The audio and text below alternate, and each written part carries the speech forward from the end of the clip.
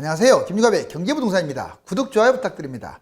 집값을 잡기 위한 전방위 노력이 진행되고 있는 가운데 한국은행 총재와 금융위원장의 오전 10시 회동으로 10월 금리 인상, 대출 중단 확대, 집값 잡기 대책 등 세 가지를 집중적으로 논의하였습니다. 지금까지 집값을 방관해온 현 정부가 대선을 앞두고 강력한 대책을 추진하는 과정으로 보여집니다. 또한 대세 하락장에 진입하면 부동산 거품이 심하여 집값이 반토막 날 것이라는 전망이 쏙쏙 이어지고 있습니다. 유료 상담은 010-3999-8808 전화 주십시오. 오전 10시 특단대책 집값 반토막 큰일 났습니다. 자, 이제 아파트가 보이죠? 추락하는 일이 지금 벌어지고 있네요. 자, 한국은행 총재와 금융위원장 금리 인상 집값 잡는다. 먼저 이주열 한국은행 총재, 고승범 금융위원장. 자, 어제 10시에 만났죠? 특단대책 여러 차례 이제 만나서 앞으로 집값 잡기, 가계 거품, 그리고 금리 인상, 대출 중단 뭐 이런 부분에 대해서 이제 집중적으로 그만큼 심각하다는 얘기예요. 이 두 사람이 만난다는 게 쉽지 않거든요. 자, 금리 인상 10월 추가 인상으로 일단 뭐 확정된 건 아닌데 좀 더 앞당기는 쪽으로 집값이 더 빠른 속도로 안정화되도록. 그 다음에 두 번째, 가계부채. 이 가계부채가 이제 한풀 꺾이기는 했어요. 그렇지만 이거 가지고는 안 되고 당분간은 좀 더 대출 중단에 고삐를 더 조일 것 같아요. 확대. 그리고 이제 무엇보다도 원래 집값 거품은 이제 정부에서 주로 해야 할 부분이지만 이 금리라든가 이런 부분들에서 이 사람들도 책임에서 못 벗어나요. 그렇기 때문에 부동산 안정화에 대해서 총력전을 펼 거예요.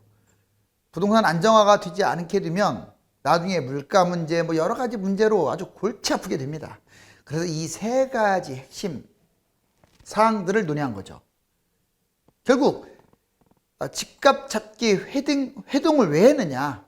지금 어느 특정 지역이 뛰는 게 아니에요. 강남부터 지방까지 풍선 효과 8년 동안 쭉 뛰었어요, 지금까지.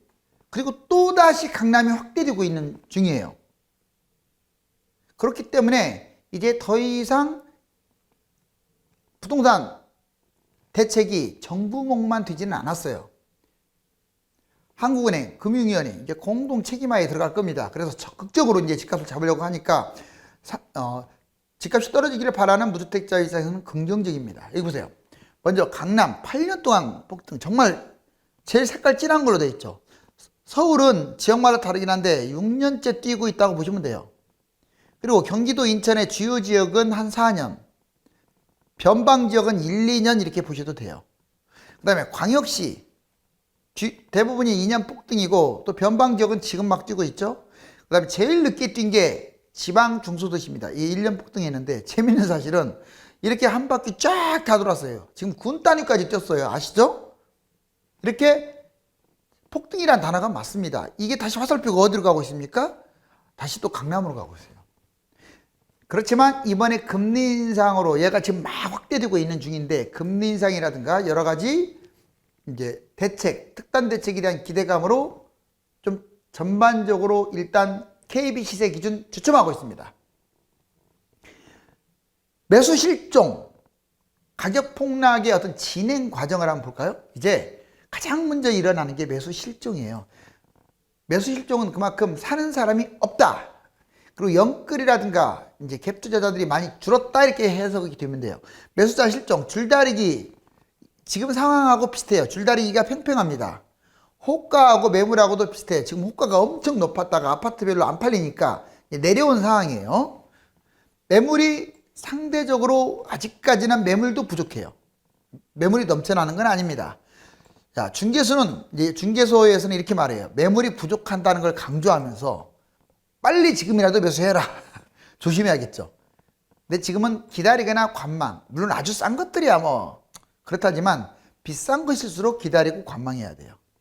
이게 지금 이제 상승장부터 하락 1개월까지 진행되는 거예요. 이제 하락장으로 완전히 넘어가면 이제 거래 절벽이 더 심화됩니다.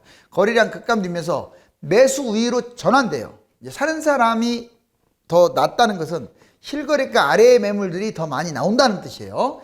가끔 급매물도 출현합니다. 왜? 급한 사람들이 파니까.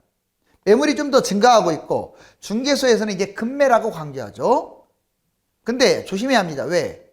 지금 4억짜리가 11억까지 갔다가 지금 뭐 10억 됐다고 해서 급매는 아니잖아요. 상투 조심하고 결국 기다리고 관망할 필요가 있어요.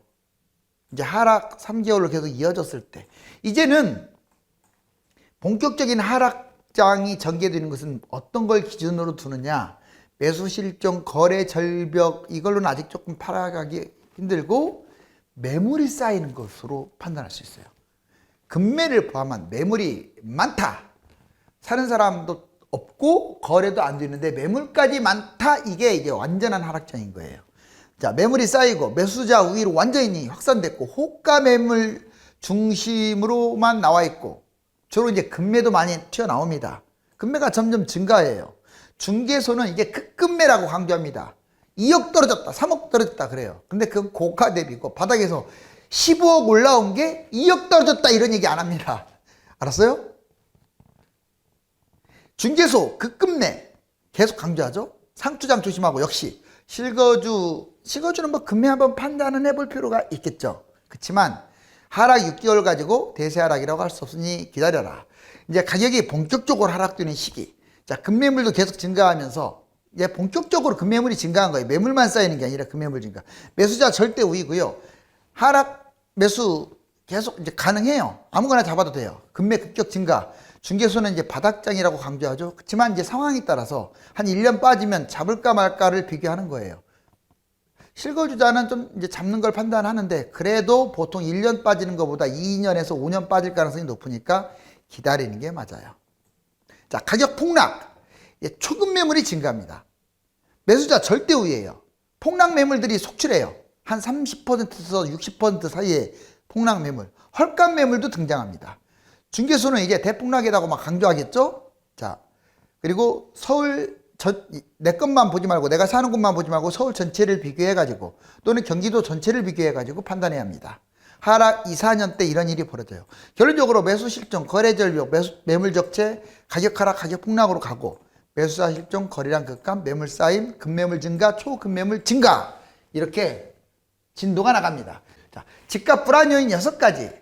자, 집값 불안 요인, 여러분들 불안 요인이 이제 임대주택 사업자 매물 잠김, 다주택 매물 잠김, 세 번째는 갭투자 투기, 갭투자의 천국이에요. 우리나라만 갖고 있는 전세제도를 활용한 갭투자의 천국. 네 번째, 정책 당국자들이 지금까지는 신뢰감을 보여주지 못했어요. 다섯 번째, 무주택, 1주택자, 자, 이분들이 계속 연끌을 하면서 받아준 거예요, 매물을. 그래서 집값 폭등. 그 다음 마지막 6번째, 지금 대책이 없어요. 강력한 대책. 이러다 보니까 지금까지는 뛰었는데, 다행히 최근에 아까 제가 제목에서 말씀했듯이 한국은행, 자, 금융위원, 그 다음에 정부가 삼박자가 돼서, 삼각형이 돼서 이제 집값 대책을 좀 마련하고 있습니다. 자, 먼저 임대주택 사업자 매물 잠김, 소급 적용을 하지 않고 혜택을 유지하는 바람에 지금 말소 때까지 기다리느라고 매물이 잠기고 있어요. 160만 채에 해당되는 이 어마어마한 매물이죠. 다주택자 매물 잠김, 지금 양도세는 너무 세고 보유세는 형편없다 보니까 안 내놓고 있어요. 반대로 좀 했으면 좋겠어요, 이번에 법을. 자, 세 번째는 갭투자. 자, 전세 끼고 투자하는 것 때문에 집값이 잘 안 떨어지고 있어요. 외지인들 왜 투자를 합니까? 1주택자들 계속 확대하고 있어요. 1주택자들도 집을 잡고 있어요. 세금 그냥 주고. 자, 그렇기 때문에 정부는 이 갭 투자에 대해서 어떤 형태로든지 막아야 합니다. 네 번째, 정책 당국자들이 그동안의 신뢰를 부족했죠. 사실상 집값주도 성장, 소득주도 성장을 집값주도 성장의 일환으로 지금 하고 있는 거예요. 그래서 의심을 받는 거죠. 그런 의심. 왜? 집값을 안 잡았으니까. 다행히 최근에는 이제 집값 잡는 모양새가 보입니다. 다섯 번째, 무주택자, 1주택자 집값 폭등. 이분들이 불안하니까 연끌 매입하는 거야. 그리고 갭 투자하는 거예요. 괜히 하겠어요? 지금 신뢰감이 부족하다 보니까 정책에 대한, 그래서 매수하는 거야. 최근에 그나마 대출도 잘 안 해주고 하니까 매수자가 좀 줄어들었죠. 강력한 대책이 지금 사실상 전무라고 할 수 있는데, 자, 금리 인상, 대출 중단부터 이제 이거 강력한 대책이 하나 들어가는 거예요. 다음에 이제 다주택이라든가 갭 투자, 뭐 토지거래 허가제 이런 것들로 확대될 가능성이 높아요. 이제 무주택자, 여러분들 무주택자 기회 옵니다. 2017년의 매수자들하고 여러분들하고 비교해 보세요. 그러면 2017년 매수자들하고 매수 안 하는 사람들은 지금 같은 재산에서 2배 차이가 났을 거예요. 집값은 2014년부터 뛰었거든요. 이제 문재인 정부 들어온 2017년부터 하고 비교하면 약 2배 정도. 집값은 3배 뛰었는데 이제 2배 정도. 서울 기준으로. 여기 보시면 그런데 부동산 역전이 가능하다? 이게 무슨 말이냐? 자, 집값 많이 올랐다고 파는 거 아닙니다. 집은 팔아야 돈이에요. 팔아야. 안 파는데 뭔 돈이에요. 올랐다 또 떨어졌다 또 올라가겠죠. 보세요. 자, 2017년에 6억에 매입한 사람들은 평균적으로 2021년 현재 10억 정도 됐어요. 4억 정도 올랐네요. 물론 바닥에서는 3배 쪘어요. 자, 또는 더블 뛴 것도 있고 뭐. 자, 그러면 2025년에 이제 이때를 바닥으로 잡자고요. 2025년이나 한 7년? 자, 이거 4억 떨어질 것 같아요. 반토막, 6억 정도? 결국 나중에는 이제 또 올라갑니다. 이렇게 15억. 결국 10억이 15억이 되기는 해요. 순수익은 8억. 자, 결론적으로 6억으로 매입해서 2025년 정도 되면 다시 또 6억이 될 가능성이 높다. 본인이 매입한 가격. 그런데 무주택자 보세요. 계속 매입 안 했어요. 6억. 2021년 현재도 6억. 이 사람은 10억인데 자기는 6억이니까 손실 본 것 같죠? 근데 2025년에 진짜 떨어질 날 올 거예요. 6억. 그럼 이 사람이나 같아져요. 여보세요. 나중에 똑같이 올라가겠죠. 같은 아파트 잡았다고 쳤을 때. 15억. 근데 오히려 이 사람이 순수익은 높아요. 왜? 이분은 대출이라도 끼게 되면은 오히려 기회비용 따지게 되면 시간만 많이 걸린 거고, 이자 내고, 뭐하고. 오히려 무주택자가 더 벌었어요. 이때라도 집을 파는 게 아니라 그냥 끌고 가잖아요, 보통. 자, 그래서 무주택자들 절망하면 안 돼요. 다음에 올 기회, 과거 가지고 한탄할 게 아니라 또다시 올 기회를 놓치지 않는 게 중요해요. 불로소득을 없애야 하는 이유, 임대주택 사업자들 서울 소형 아파트 50채를 투자했다. 자, 예를 들어서 8천만 원 임대를 하면 소득세 98만 원 부과해요, 겨우. 세율은 1.2%? 정말 낮죠. 최소한의 세득만 내는 거야. 그리고 양도세는 제로야. 200억 차익, 불로소득이 200억이에요. 여러분들 50채 투자하면 200억 정도 올랐어요, 지금. 8천만 원 대해서도 세금 이거밖에 안 돼. 근데 근로소득자, 여러분들 비교해 드릴게요. 땀 흘려 열심히 일합니다. 자, 똑같네요. 8천만 원 근로소득을 했는데 이 사람은 98만 원밖에 안 내는데 여러분들은 900만 원을 내요. 미치겠죠. 자, 세율이 11%야. 어떻게 투기를 한 임대주택 사업자 의식주를 갖고 투기를 한 사람을 더 내게 해야 하는데 똑같지도 않고 더 불로소득을 용인을 해줬어요. 이 사람은 또 불로소득도 없어. 이 사람처럼 200억 그 집값 차익도 없어요. 제조업 자영업자, 공장을 짓거나 임대하여 직원을 고용하여 물건 생산과 판매를 하죠. 자, 200억 원의 제조 기업. 자, 이익이 발생, 뭐 이익은 몇십억 되겠죠.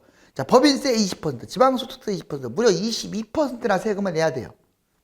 불로소득은 없습니다. 물론 이제 이 공장 건물 값이 올라가면 그건 불로소득이 될 수도 있죠. 어느 정도.